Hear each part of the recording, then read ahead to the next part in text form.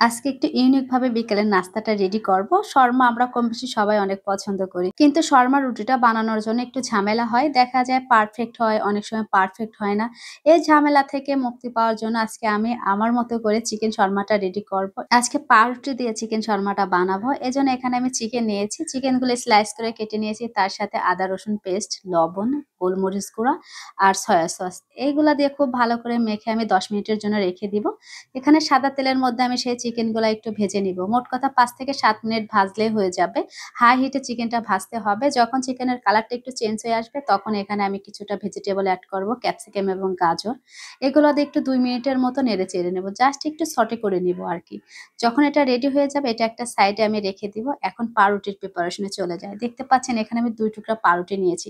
আর এই 2 টুকরা পাউরুটি আমি একসাথে বেলে নিব। একসাথে বেলে নিলেই কিন্তু এটা ফুলে ডাবল হয়ে যাবে। 2টা পাউরুটি একসাথে চেপে চেপে বেলে নিতে হবে। যখন বেলা শেষ হয়ে যাবে তখন একটা কুকিজ কাটার দিয়ে আমি কেটে নিব এভাবে রাউন্ড শেপ করে। এরকম করে সবগুলো আমি এখানে কেটে নিয়েছি। এখন এখানে আমি একটা ডিম নিয়েছি, 2 টেবিল চামচ দুধ নিয়েছি, লবণ নিয়েছি। এগুলো খুব ভালো করে মিশিয়ে নিতে হবে। এবং এখানে আমি প্রথমে এই ডিমের মিশ্রণের মধ্যে এটা গড়িয়ে নিয়েছি বেডটা। তারপরে আমি এই বেড কামের মধ্যে এভাবে গড়িয়ে নেব। খুব ভালো করে গড়িয়ে নিতে হবে। আমি 2 বার করে এভাবে গড়িয়ে নিয়েছি। সবগুলো আমার রেডি হয়ে গিয়েছে। এখন এগুলো আমি সাদা তেলে ভেজে নিব। চুলার হিটটা কিন্তু মিডিয়ামে রেখে এটা ভাজতে হবে, না হলে কিন্তু এই সুন্দর কালারটা থাকবে না। দেখা যাবে পুড়ে যাবে, সেক্ষেত্রে ভালো করে ফুলবে না। মিডিয়ামে রেখে আমি ধীরে স্থির ভাবে ভেজে নেব। আর উপর থেকে এভাবে আমি একটা স্প্যাচুলার সাহায্যে একটু তেলটা উপরে দিয়ে দিব, যাতে এটা তাড়াতাড়ি ফুলে ওঠে। এভাবে একটু সময় ভেজে নিলে দেখা যাবে ফুলে ডাবল হয়ে গিয়েছে। যেটা ফুলবে না সেটার উপর একটু চাপ দিলে কিন্তু সেগুলো খুব ভালো করে ফুলে উঠবে। যখন এভাবে ফুল উঠবে তখনই নেড়ে চেড়ে এগুলো আমি নামিয়ে নিব। দেখতে পাচ্ছেন এটা আমি একটু চাপ দেওয়া মাত্র এটা ফুলে গিয়েছে।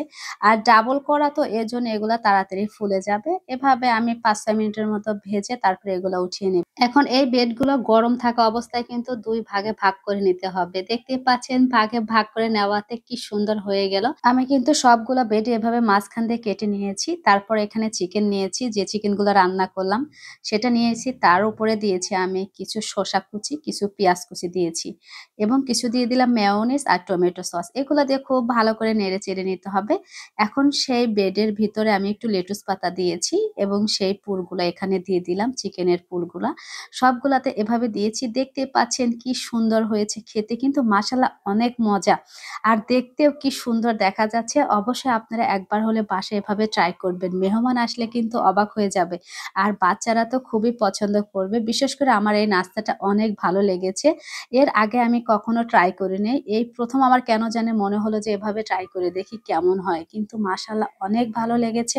আমার এই ইউনিক রেসিপিটা আপনাদের কাছে কেমন লাগে অবশ্যই কমেন্টস করে জানাবেন। সবাই ভালো থাকবেন, সুস্থ থাকবেন আর আমাদের জন্য দোয়া করবেন। আসসালামু আলাইকুম।